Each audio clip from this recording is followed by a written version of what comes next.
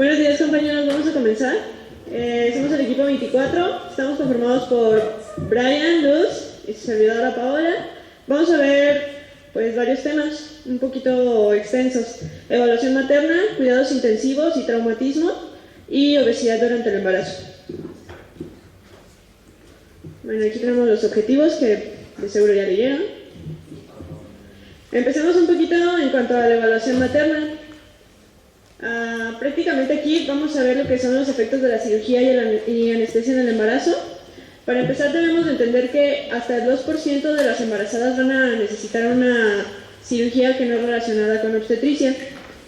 De ese 2%, apendicectomía va a ser el 44% y colecistectomía va a ser el 22.3%. Y de todas esas cirugías, el 64.8% van a ser por laparoscopía. De apendicectomía, pues encontré algunos estudios que comparaban la laparoscopía contra la laparotomía. Se encontraba que el aborto tenía mayor frecuencia en la laparoscopía que en la laparotomía, pero el parto pretérmino era menor. Y al fin de cuentas, en las guías de la Sociedad Americana de Endoscopía Gastrointestinal, si se encuentra un paciente femenino con embarazo y sospecha de apendicitis, se va a realizar una laparoscopía. En cuanto a la colecistectomía, había como dos maneras de manejarlo. Un tratamiento conservador y uno quirúrgico. Si los comparábamos, en el tratamiento conservador iba a haber una recurrencia de hasta el 60% de los síntomas y en el quirúrgico solo del 13%. En cuanto a hospitalización, la tasa era menor en el quirúrgico. Por lo tanto, comparamos del tratamiento quirúrgico la laparoscopía con la laparotomía, que encontramos que el aborto era en menor cantidad en la laparoscopía, pero el parto pretérmino era mayor. Aún así no hay una guía estandarizada y no se tiene como establecido bien, pero se decide escoger siempre la laparoscopía. En cuanto a la laparoscopía, vamos a tener pues prácticamente las mismas indicaciones que en una paciente no embarazada: apendicitis aguda, colelitiasis, abdomen agudo. En cuanto a la técnica, se tiene que hacer decúbito lateral izquierdo, se tiene que insuflar de 10 a 15 milímetros de mercurio y se tiene que estar monitoreando la frecuencia cardíaca fetal antes y después de la cirugía. ¿Por qué es muy importante eso de la insuflación? Porque puede generarnos hipercapnia, que puede llegar a una acidosis, una hipoperfusión placentaria y por lo tanto una posible hipoxia y acidosis fetal. Bueno, les voy a hablar un poquito de las técnicas de imagen que se usan en las embarazadas. Pues como ya sabíamos, el ultrasonido y la resonancia magnética ya hay estudios que demuestran que no se asocian a riesgos y son siempre las técnicas de elección para una paciente embarazada. Los rayos X van a generar un riesgo en el feto dependiendo de 3 factores: lo que es la edad gestacional, el tiempo de exposición y la dosis de la radiación. Entonces, dependiendo de eso, nos vamos a topar con que puede haber desde muerte del embrión hasta anomalías congénitas. Lo más común va a ser encontrar restricción de crecimiento, discapacidad intelectual y microcefalia. La tomografía computarizada va a generar todavía más radiación, entonces, si es posible, mejor elegimos una resonancia magnética. En caso de que sí necesites la tomografía y que necesites usar un medio de contraste, sí lo puedes usar, pero de verdad tiene que ser absolutamente requerido. En cuanto a medicina nuclear, debemos recordar que lo que utilizamos son radioisótopos para hacer como una especie de marcaje. Entonces, el radioisótopo más utilizado es el tecnecio 99 y se ha comprobado que su exposición fetal no produce riesgos. Entonces es segura, pero no todos los radioisótopos son seguros. Por ejemplo, tenemos el yodo radioactivo, que no se debe de usar durante el embarazo. Otra cosa que debemos de considerar es que mientras más lejos esté la radiación del feto, menos le va a afectar. Entonces va a variar mucho la dosis fetal dependiendo del tipo de estudio y donde sea. Vemos que, por ejemplo, de radiografías cervicales, en realidad la dosis es muy, muy, muy pequeña. En cuanto a la angiografía y la fluoroscopía, los rangos son muy variables por lo mismo, porque el tiempo que tú tardas en un estudio no es siempre el mismo, no es constante. Y la endoscopía se va a utilizar en lugar de la fluoroscopía siempre que sea posible. La angiografía sí es necesaria, y mientras más lejos esté del feto, pues menos riesgo tienes tú de generar algún daño. También voy a abarcar un poquito de lo que es medicinas en el embarazo. Ya lo hemos estado comentando, ya nos habían contado un poquito sobre la clasificación que se tiene. Se puede dividir, bueno, más bien la dividen con letras. La A significa que sí hay estudios que demuestran que ese medicamento no genera daño. La B quiere decir que no hay estudios que demuestren el daño tal cual en el humano, pero es probable que algunos sí en animal. El C, hay una sospecha de que puede generar un daño, pero que es reversible. El D es una sospecha o ya se está esperando que se genere un daño que es irreversible. Y la X es un daño comprobado y no se deben usar esos medicamentos. Así como un resumen rápido, por ejemplo, medicamentos tan comunes como el omeprazol no están recomendados usar en el embarazo. Obviamente el misoprostol está contraindicado. Y algunos otros medicamentos como lo son los YECAS, los ARAS, como habremos recordado en las clases de hipertensión en el embarazo, el tratamiento ahí sería, por ejemplo, hidralazina o metildopa. En cuanto a la diabetes en el embarazo, no se utilizan más que lo que es metformina, efectivamente.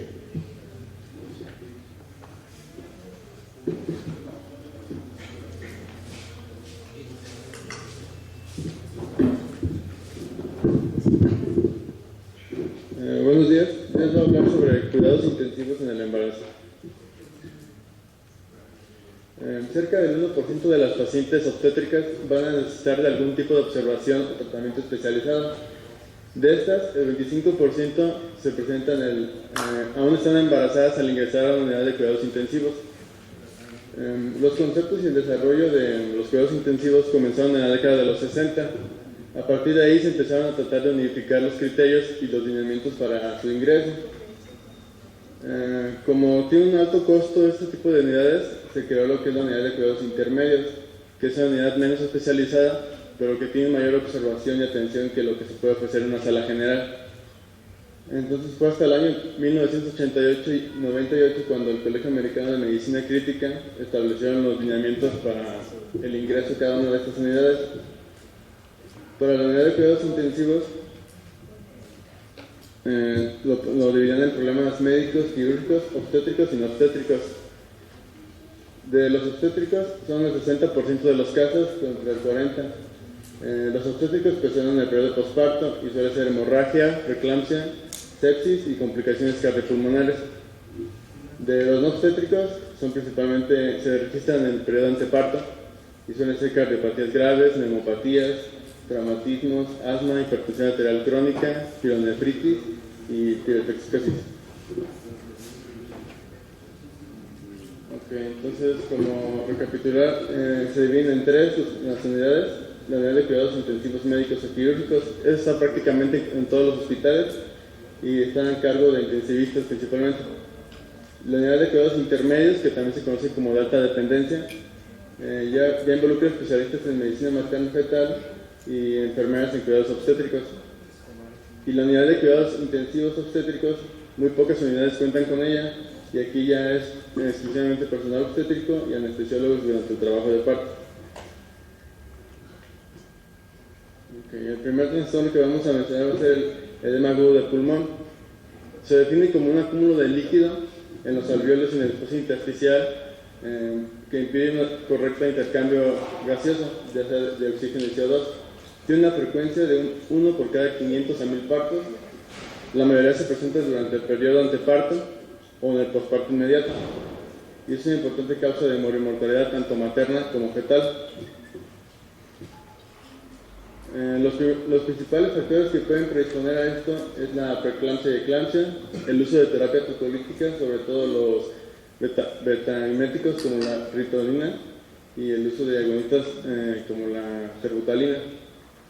La sepsis, una sobrecarga hídrica iatrogénica, una enfermedad cardíaca, los propios cambios fisiológicos que ocurren en el embarazo, una gestación múltiple y una hemorragia aguda y su restablecimiento de la volemia muy rápido.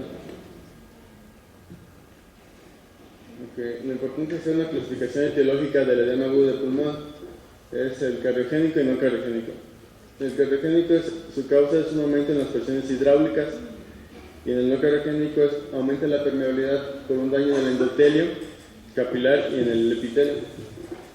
Entonces, por ejemplo, en el no cardiogénico, los factores desencadenantes suelen ser una preeclampsia, hemorragia o una sepsis. En cambio, en el cardiogénico suele haber una insuficiencia miocárdica de fondo y se desencadena por una miocardiopatía hipertensiva, la obesidad o alguna valvulopatía. En cuanto al mecanismo fisiopatológico, lo que ocurre es un aumento de la presión hidrostática mayor de 25 milímetros y o una disminución de la presión coidosmótica, que es menor o igual de 15. Este desequilibrio va a llevar a una fuga capilar. Esta fuga va a crear una hipertensión venosa que va a provocar una redistribución de flujo desde las bases hacia los ápices y se va a dar en 3 fases. En la fase 1 no aumenta el volumen intersticial porque está compensando el drenaje linfático. Ya en la fase 2 se satura este drenaje linfático para pasar a la fase 3, que ya es cuando aumenta el espacio intersticial por una distensión. En cuanto a la clínica, lo más característico es la apnea. Puede haber disnea paroxística, expectoración asalmonada, sibilancias, crepes estertoras. Además, el paciente va a estar muy ansioso y diaforético. Para el diagnóstico, sobre todo, hay que diferenciar en lo que mencioné antes, que es el cardiogénico. Entonces, por ejemplo, en una exploración física de un cardiogénico, podemos encontrar datos como aumento del pulso venoso yugular, edema periférico, que no se suelen encontrar tanto en el no cardiogénico, sino más bien por el factor desencadenante. Un electrocardiograma te puede ayudar a encontrar una cardiopatía subyacente, sobre todo arritmias. En la radiografía de tórax, en el cardiogénico, pues se va a encontrar aumento de la silueta cardíaca, además de derrame pleural, y en el no cardiogénico, ausencia de estas dos. Si se pudiera hacer un ecocardiograma, pues será útil para ver si hay una valvulopatía o ver la fracción de la función diastólica y sistólica. En cuanto a los tratamientos, pues son medidas generales: oxigenación, evitar la postura del decúbito supino para evitar la apnea, monitoreación tanto en este caso del feto como de la madre. En el caso del feto se puede encontrar taquicardia en etapas iniciales y ya bradicarias en etapas final. Además, debes sospechar hipoxia en el feto cuando encuentras caídas o dips en la frecuencia cardíaca. Puedes usar uso de diuréticos, morfina, así como algunos nitratos. El segundo trastorno va a ser el síndrome de dificultad respiratoria. También se le conoce como síndrome apneico y es una complicación de un edema agudo grave. Tiene una frecuencia de 1 por cada 3.000 a 6.000 partos y es un importante incremento de mortalidad perinatal. Aquí la tasa de mortalidad es menor que en la población general, debido a que las mujeres embarazadas pues, son personas jóvenes y que por lo regular no tienen ninguna enfermedad de fondo. Entonces, para hacer su diagnóstico hay varios criterios. Se tienen que encontrar opacidades bilaterales en la radiografía de tórax, un cociente de presión de oxígeno y presión inspirada de oxígeno menor o igual de 200 y que la presión capilar pulmonar sea menor o igual de 18. Esto va a servir también para diferenciarlo del cardiogénico, que se puede tomar con un catéter de Swanger. Es importante que mencionar lo que es una lesión pulmonar, ¿no? Que sería un cociente de presión de oxígeno menor o igual de 300, entonces no entra en el criterio de síndrome de dificultad respiratoria. Los factores que predisponen a esto serían neumonías de cualquier tipo, o incluso una broncoaspiración, hemorragias, sobre todo por una lesión pulmonar, por un restablecimiento de la volemia rápida.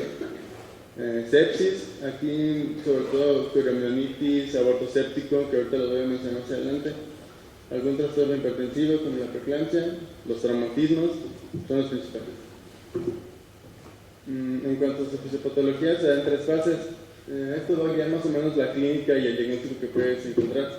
En la fase exudativa, que son los primeros 7 días, es cuando el paciente va a estar más sintomático.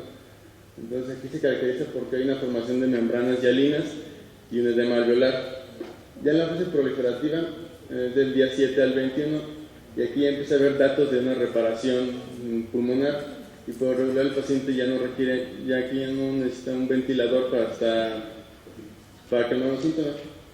En la fase fibrótica es a partir del día 21 en adelante, y aquí puede llegar a requerir la ventilación por una importante fibrosis que se da, que va a disminuir la distensibilidad de los pulmones. Bueno, en la clínica pues depende de la magnitud de la lesión y de la etapa en que se encuentra.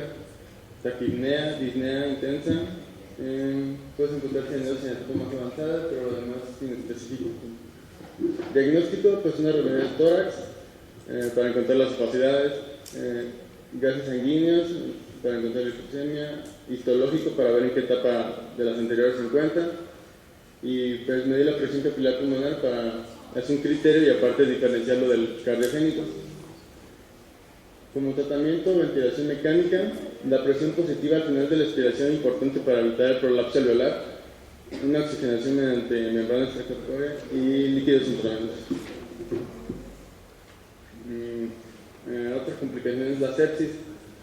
Hay que recordar algunos conceptos. Por ejemplo, infección es la presencia de microorganismos en un sitio normalmente estéril. Una bacteria es la presencia de bacterias viables, ya con hemocultivos positivos. Un síndrome de respuesta inflamatoria sistémica es 2 o más de los siguientes criterios: temperatura mayor de 38, menor de 36, frecuencia cardíaca mayor de 90, respiratoria mayor de 20, una presión de CO2 menor de 32, y leucocitos mayor de 12.000 o menor de 4.000, o que 10% de las formas inmaduras. Una sepsis es la presencia de un síndrome de respuesta inflamatoria debido a un proceso infeccioso. Sepsis grave es una sepsis que ya se asocia a una disfunción con algún órgano, una hipotensión que se define como una presión arterial sistólica menor de 90, una presión arterial media menor de 70 o un descenso mayor de 40 de la presión arterial basal. Es importante esto, que remonta con la infusión de volumen, o también puede haber una hipoperfusión tisular, que es lo que lo puede diferenciar del shock séptico, que aquí es una sepsis grave en la que, a pesar de aportar fluidos, no persiste la hipotensión y la hipoperfusión, por lo que se requiere de tratamiento inotrópicos y vasopresores, además de que empieza a haber datos de disfunción multiorgánica. Aquí hay shock séptico refractario, que es que más de 1 hora no responde el paciente a fluidoterapia. El shock tóxico, en este no suele haber bacteriemia, sino es por causa de una toxina. Y el ejemplo clásico de aquí es el síndrome tóxico estafilocócico del Staph aureus, que se suele atribuir en el caso de las embarazadas a colonización de los tampones. Y como criterio sería fiebre, exantema, sobre todo palmo plantar, con una posterior descamación, hipotensión y infección de al menos 3 sistemas orgánicos. En el caso de la embarazada, la sepsis, las principales causas son la pielonefritis, la corionitis, una fascitis necrosante, una septicemia puerperal y un aborto séptico.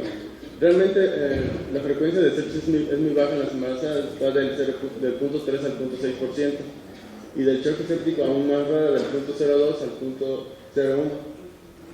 Además, la mortalidad, como ya mencioné, son personas que suelen tener un mejor pronóstico que la población en general por la edad y todo eso, es de un 20%, y las causas principalmente son gram negativos, sobre todo enterobacterias productoras de endotoxina, que en los años se ha ido aumentando los gram positivos por el uso de catéteres endovasculares y todo eso. Entonces, son los factores que predisponen a un embarazo a presentar sepsis: procedimientos invasivos, una amniocentesis, biopsia de vellosidades coriales, un cerclaje, catéteres intravenosos, el aumento en el número de las cesáreas, enfermedades crónicas de la madre y el uso de inmunosupresores en una mujer que se embarazó. Y bueno, es más o menos lo que mencioné. Hay otras cosas menos comunes. En la clínica pues va a depender del sitio de localización, o sea, puede haber un poco gastrointestinal, urinario, y de ahí se va a basar los síntomas. puede ser inespecífica, fiebre. Cuando puede llegar a ser un poco específica es cuando se encuentran lesiones cutáneas. Entonces, eritrodermia, todo eso.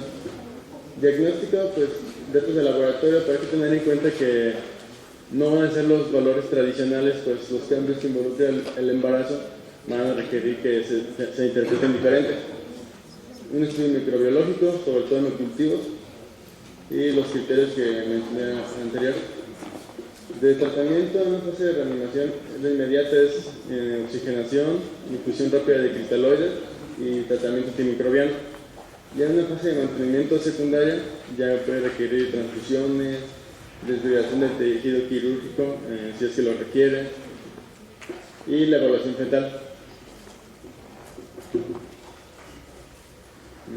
De los traumatismos, pues es la principal causa no obstétrica de muerte materna en los países industrializados. Esto ha aumentado debido a la inclusión de la mujer cada vez más en el ámbito laboral y a un aumento incluso en la violencia. De estas mujeres, de todas las mujeres embarazadas, un 10 a 20% va a sufrir algún tipo de traumatismo físico durante su embarazo. Y de estos, el 85% es por accidentes de tránsito o caídas, ya sean domésticas o laborales.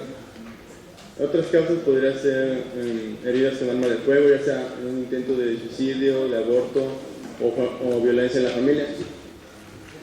Conforme avanza el embarazo, aumenta el riesgo. Esto, pues, básicamente aumenta el peso del bebé. Entonces, también hay una lordosis que intenta compensar, entonces va a ser más propensa a las caídas. Un traumatismo principalmente asociado a un aumento de aborto espontáneo, de una hemorragia, de un parto pretérmito, de un desprendimiento prematuro de placenta, muerte fetal, rotura uterina, un parto con feto muerto. Y los factores que principalmente vienen por la edad gestacional, la gravedad del accidente, si es un trauma mayor o menor, y la localización. De acuerdo a la biomecánica de los traumatismos, pues, se dividen en dos: un contuso o penetrante. En el contuso suelen ser, el ejemplo son los accidentes de tránsito. Aquí llega a haber un aumento brusco de la presión intrauterina, puede llegar incluso a 550 milímetros de mercurio, y es importante, aumenta de manera importante la mortalidad fetal. En un penetrante, el ejemplo es arma blanca o un arma de fuego. Aquí hay menor riesgo de lesión visceral en una persona embarazada que en la población general. Llega a ser de un 15 al 40, incluso en una mujer no embarazada puede ser del 80%.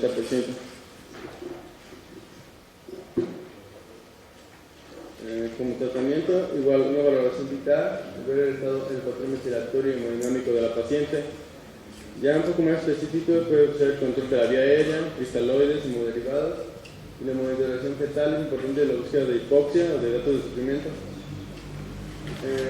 Hay que hacer énfasis en la prevención, sobre todo de los traumatismos. Se recomienda el uso adecuado del cinturón de seguridad. La cinta superior debe ir arriba del fondo uterino y la inferior debe ir entre los muslos y debajo del útero. Se debe prevenir la violencia familiar. Esto se puede detectar desde las consultas prenatales. Puedes buscar datos de violencia o cómo se comporta la pareja. También hay que evitar a la persona la depresión, pues puede llevar a intentos de suicidio o de abortos. Y cuidados en el hogar y en el trabajo. Por último, se mencionaban las lesiones térmicas. Estas son muy raras en el embarazo, pero son de mal pronóstico porque suele quedar en las madres en días o una semana máximo, e induce un parto espontáneo y por regular induce a un lactante muerto. Los principales factores que contribuyen a este mal pronóstico pues, es por la hipovolemia, por lesiones pulmonares y sobre todo por el intenso estado catabólico de las quemaduras. En ocasiones, cuando las quemaduras son muy graves, puede crear contracturas de la piel que requieren injertos o desbridaciones. Y en la reanimación cardiopulmonar hay dos medidas que se tienen que tener en cuenta. Se tiene que tener el desplazamiento uterino para evitar la compresión aortocabal y que disminuya el flujo anterogrado. Entonces, eso puede afectar en el gasto cardíaco, por eso se tiene que hacer, y se recomienda el uso de la cuña de Cardiff, que si no se dispone de esta o se encuentra en un paro extrahospitalario, se recomienda que el paciente, el que lo va a asistir, ponga sus rodillas sobre el piso y recueste la espalda sobre sus muslos para hacer como una especie de cuña humana parecida a la de Carrie. Y es importante la recomendación del Colegio Americano, que dice que se considera la cesárea a partir de los 4 minutos posteriores al paro cardíaco, debido a que el parto incluso puede ayudar a la reanimación. Y es el tiempo que se tiene que no se encuentran lesiones neurológicas, pues pasamos de los 5 minutos, un 95% ya está sin lesiones, de unos 6 a 15 minutos ya baja hasta el 83 y así en adelante, entonces se intenta que sean los 4 minutos.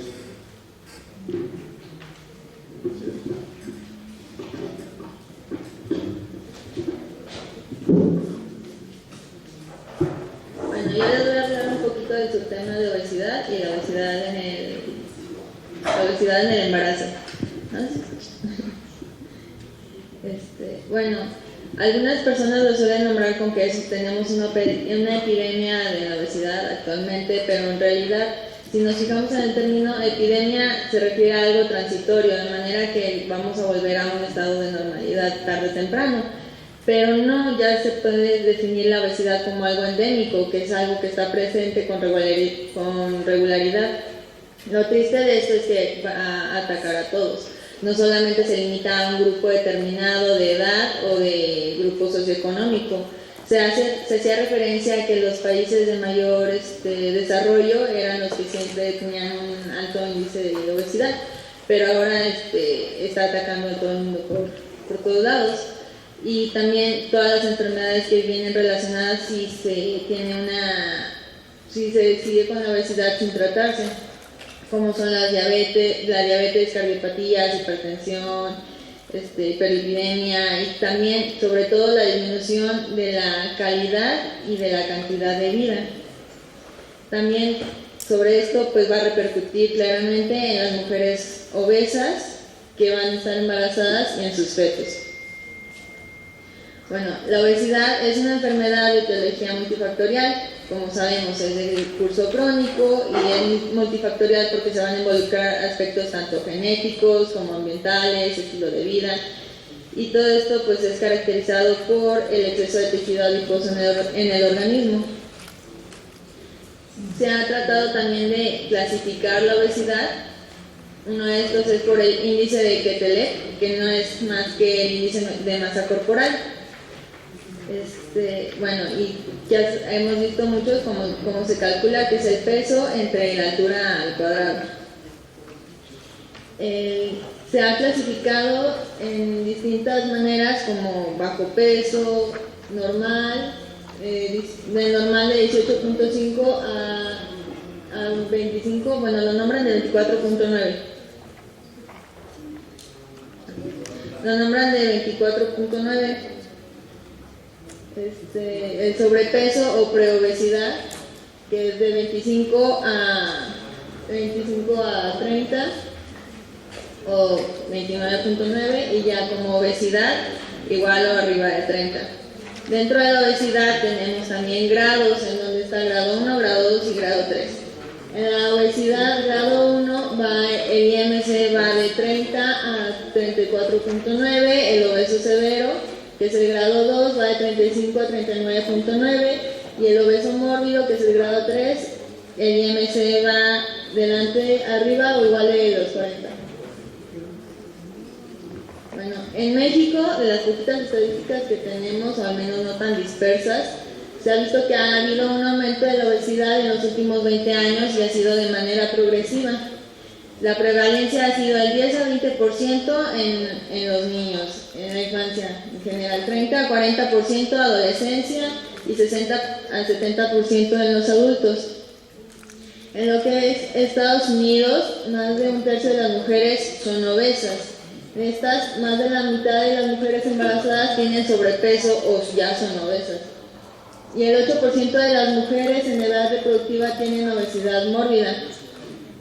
La prevalencia de obesidad en el embarazo aquí en México tiene rangos del 11 al 22%. También se da por raza. La obesidad suele ser más frecuente en la raza negra pero también están las mexicanas en segundo lugar con 45% y luego las caucásicas en 33%.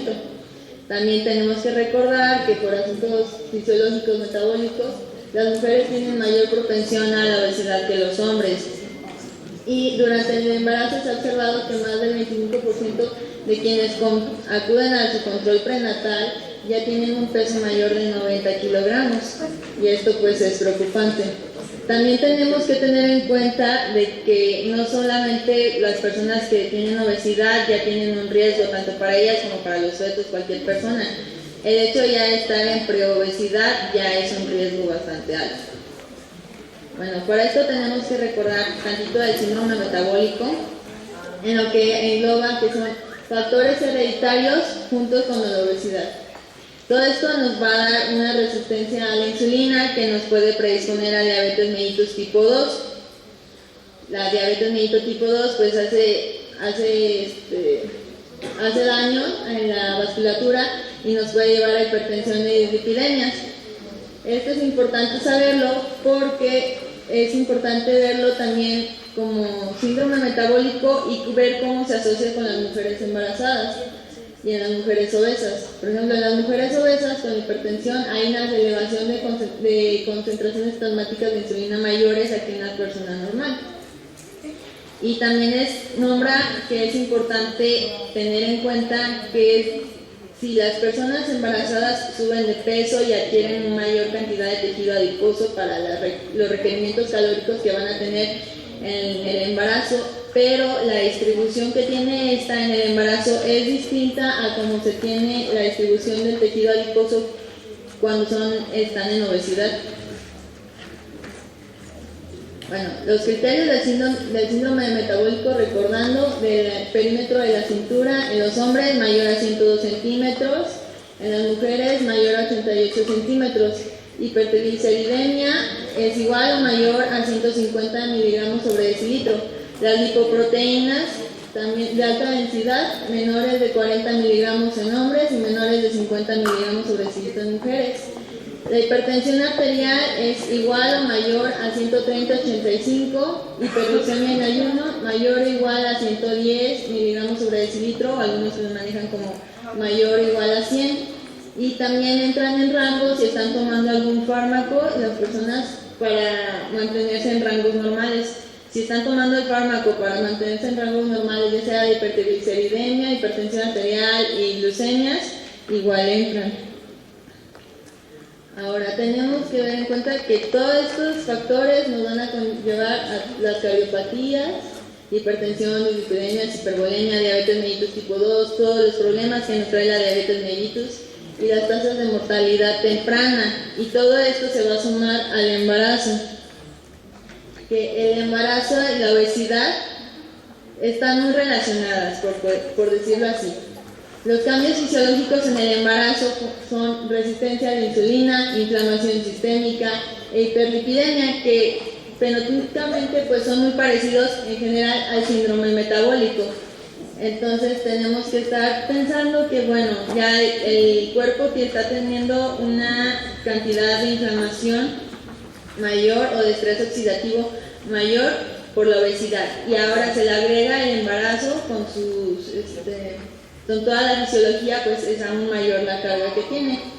Lo que les nombraba de la distribución del tejido adiposo es importante porque se ha demostrado que de manera abdominal, o la obesidad que se llama en forma de manzana, tiene un mayor estrés oxidativo que en la forma de que tiene la pera, donde es de las embarazadas, donde van acumulando el tejido adiposo y tiene un mejor aprovechamiento.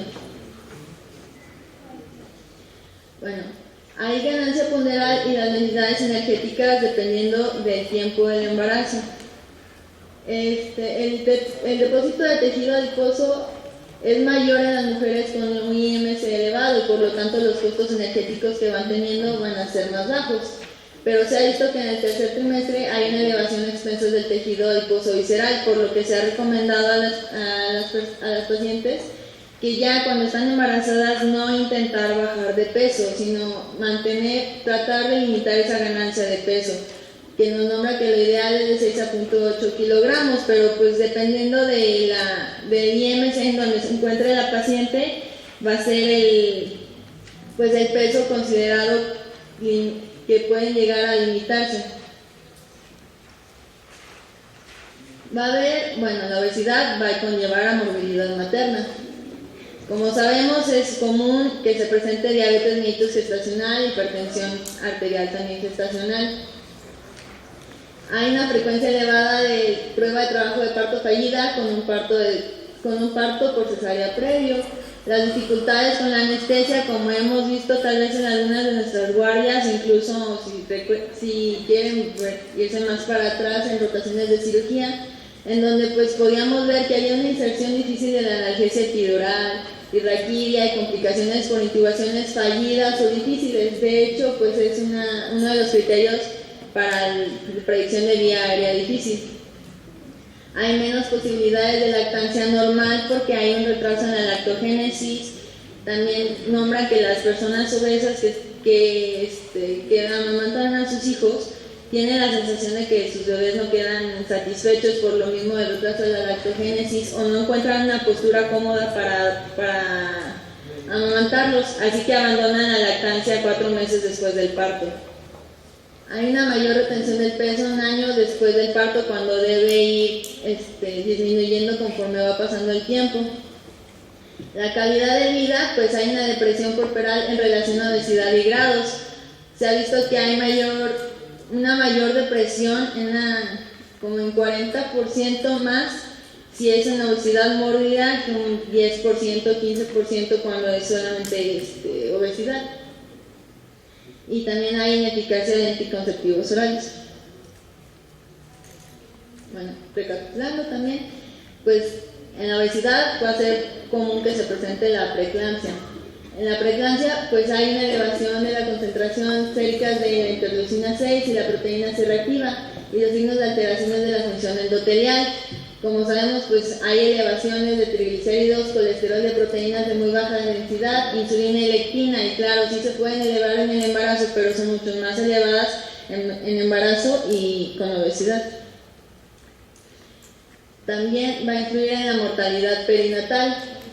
Está relacionada con el incremento de la frecuencia de óbitos, en donde pues había muertes fetales inexplicables, donde todo iba bien y simplemente hubo una muerte fetal y estaban relacionadas con madres obesas.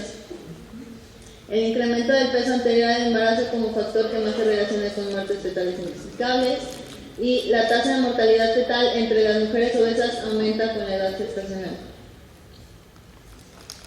En la morbilidad perinatal, vemos que hay complicaciones fetales y neonatales más frecuentes por obesidad maternal. Hay aumento 2 veces más del defecto del tubo neural, así como hay frecuencia de encefalocele, malformaciones cardíacas, de labio paladar hendido, atresia rectal, craniosynostosis, gastrocitis, hidrocefalia, microcefalia, atresia esofágica. Y como podemos ver, no solamente está presente en obesidad, sino también por el hecho de tener sobrepeso ya está relacionado.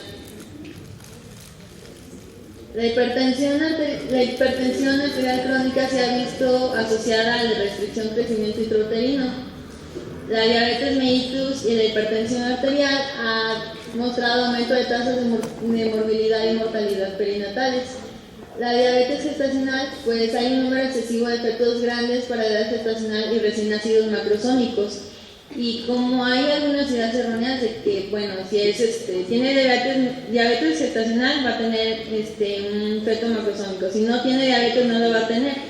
Se ha visto relacionado que si basta con que sea la madre tenga obesidad, puede tener un recién nacido macrosómico. Y la lactancia natural reduce el riesgo de la obesidad infantil, pero como les había comentado anteriormente, es difícil que una madre con obesidad se mantenga amamantando a su hijo por las razones que dije. Se ha visto que hay una relación directa entre si es madre obesa, entonces va a haber un bebé obeso y va a haber un niño obeso y posiblemente un adulto obeso, con todas las enfermedades crónicas de la obesidad. En el tratamiento se han propuesto programas de reducción de peso, pero antes de esto tenemos que ver si somos realistas. O sea, es muy difícil que se pongan un régimen estricto sin dañar su salud o también cumpliéndolo al pie de la letra. Entonces, lo que se ha propuesto es, bueno, lo podemos mandar a nutrición, vigilar la calidad de la dieta, evitar desnutrición, evitar los extremos y estar limitando ese peso. Se han visto que incluso con esfuerzos intensivos hay un éxito moderado. Y pues la vigilancia, tenemos que estar en vigilancia constante y estrecha con la paciente para detectar signos de diabetes, hipertensión arterial antes de que nos den algún problema. Se ha visto que es difícil reconocer las anomalías fetales en obesas, y bueno, se debe llevar ecografía serial. Algunos de los que han tenido la oportunidad de estar en ultrasonidos, de Doppler, etcétera, que hacen el Doppler de las arterias uterinas, pueden ver fácil que cómo las personas, los médicos, batallan mucho en encontrar bien un flujo adecuado por la cantidad de tejido adiposo de las personas. Entonces, pues todo esto dificulta la ecografía. También tenemos que tener una vigilancia de frecuencia cardíaca antes y durante un parto difícil. Bueno, de tratamiento se han propuesto procedimientos quirúrgicos, pero claro, estos son no en el embarazo, sino antes. El tratamiento de obesidad mórbida para reducir el volumen gástrico o derivación de la absorción en el tubo digestivo. Las mujeres pueden optar por esto y embarazarse después, e incluso se ha visto que hay una mejoría de la fecundidad y hay disminución de las complicaciones obstétricas. Una de estas opciones es la gastroplastia vertical, en donde se crea un conducto estrecho a través del estómago con dispositivos de sutura automática. Aquí se movió, pero este es el saco gástrico pequeño. Este sería el saco gástrico y a partir de una abertura pequeña pasaría aquí el contenido gástrico. Otro es el cerclaje gástrico, en donde se coloca una banda ajustable de 2 centímetros por debajo de la unión gastroesofágica. Se ha visto que ha estado relacionado con náuseas y vómitos excesivos, pero también las complicaciones, como diabetes gestacional y hipertensión gestacional, disminuyeron en prevalencia. Y se ha visto que la más eficaz, que se puede hacer por vía laparoscópica, es la derivación en Y de Roux, que es una transección completa de la porción proximal del estómago, donde se toma esta parte como la pequeña bolsa gástrica, pero en esta va a haber una gastroenteroctomía después de conectar el extremo proximal del yeyuno distal del saco. De esta manera se toma aquí el yeyuno, se conecta con el saco gástrico y esta parte se vuelve a conectar de esta manera, una enterostomía, para poder drenar todo el contenido gástrico. Se ha visto que hay una media de peso perdido de 21 a 43 kilogramos y hay una reducción importante en hipertensión arterial, diabetes y también una disminución de peso en los lactantes. Las recomendaciones, de acuerdo a esto, por las intervenciones quirúrgicas, pues es de que los pacientes con la colocación de banda ajustable, el riesgo de embarazarse va a aumentar de manera inesperada por el aumento de fecundidad. Todas las pacientes sometidas pues deben demorar el embarazo de 12 a 18 meses después del tratamiento quirúrgico para evitar que queden embarazadas en la etapa de la pérdida rápida de peso. También tienen que tener en cuenta que pueden ser necesarios los reajustes de la banda y siempre se deben valorar las deficiencias nutricionales, administrar complementos de vitaminas si es que se cree necesario. Y listo. Muchas gracias por su atención.